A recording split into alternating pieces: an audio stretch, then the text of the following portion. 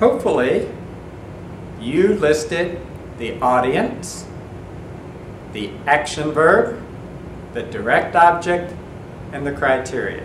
If you did, give yourself an A. You're right on board. Now, let's look at another objective and see if we can identify the 4 component parts. I want to do the first one for you, but let me read the objective to you.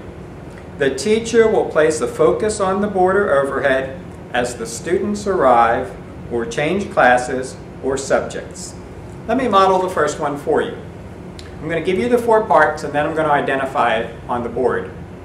The audience is the teacher. The action verb is will place. The direct object, what do we want them to place? A focus. The criteria on the board or overhead as the students arrive or change classes. So let me show you how that would look.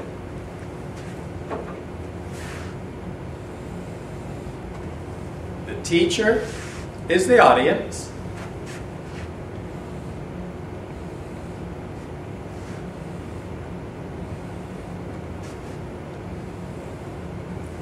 Will place is the action verb. What we want them to place is a focus, so that's our direct object. And the rest is the criteria. On the board or overhead as the students arrive or change classes. Now, let me digress for just a second and talk a little bit about why this is a particularly effective instructional technique.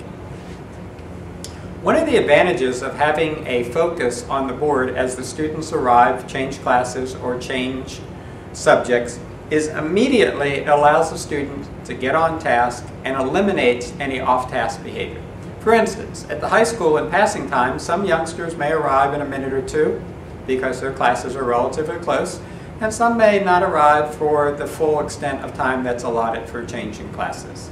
But for those youngsters who arrive immediately, it gives them an opportunity to get focused and get on task. And research clearly suggests that there is a correlation between time on task and learning.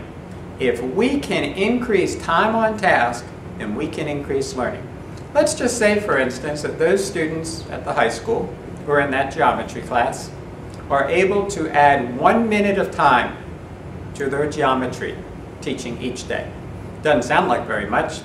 5 minutes a week, 20 minutes a month, times 4, 5 times 4, 20 minutes a month, 8 or 9 months a year. All of a sudden you're adding 3 or 4 additional hours of geometry to the curriculum.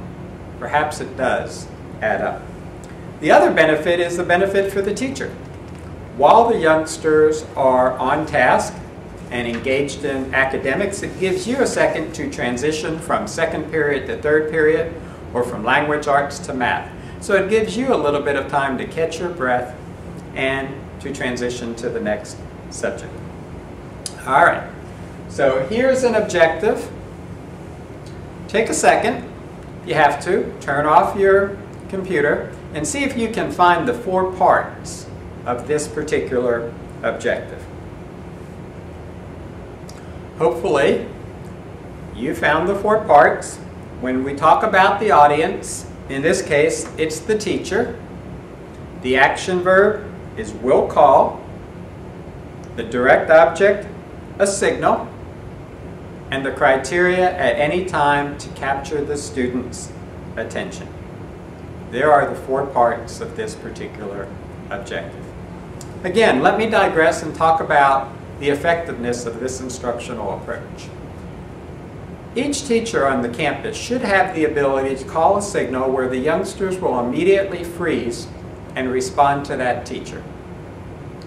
Now let me tell you what typically happens in many classrooms.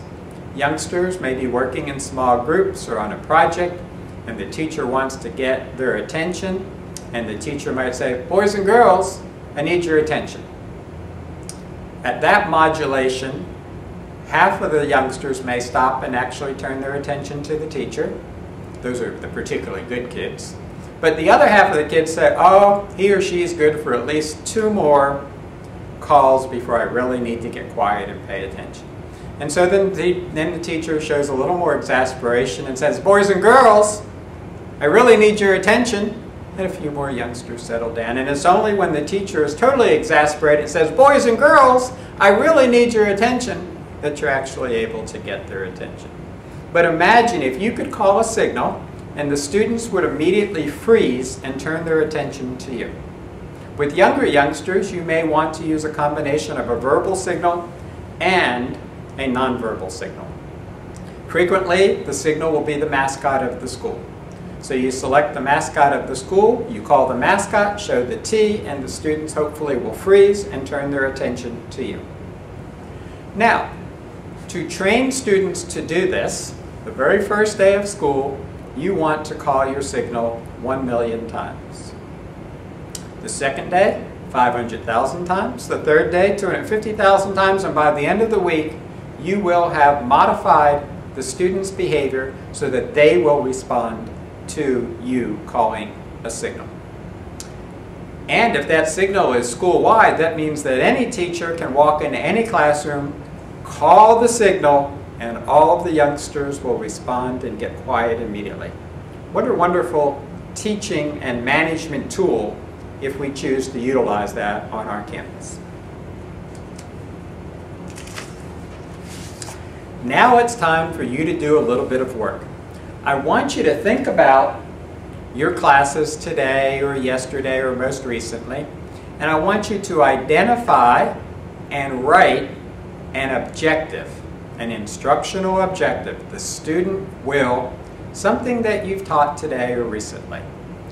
Turn off the computer and write that objective, and then when you're done, underline the audience once, the action verb twice, put a DO over the direct object, and bracket your criteria.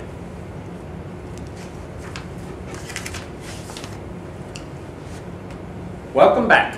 Hopefully you've written an objective with all 4 parts. Now, let me share a couple of final thoughts with you. Objectives should be observable and measurable. And what that simply means is that if someone comes into your class, they should be able to see the youngsters actually doing something and know when they're successful. Observable and measurable. One of the techniques that I used to use as a principal when I went into a classroom is to ask a student, what are you doing? And hopefully that student could tell me what they were working on and what they were going to be held accountable for. Remember, teaching to an objective allows us to be time efficient and use the most valuable commodity that we have well, and that is time. If you've done a good job, and you have, then class dismissed. See you next time.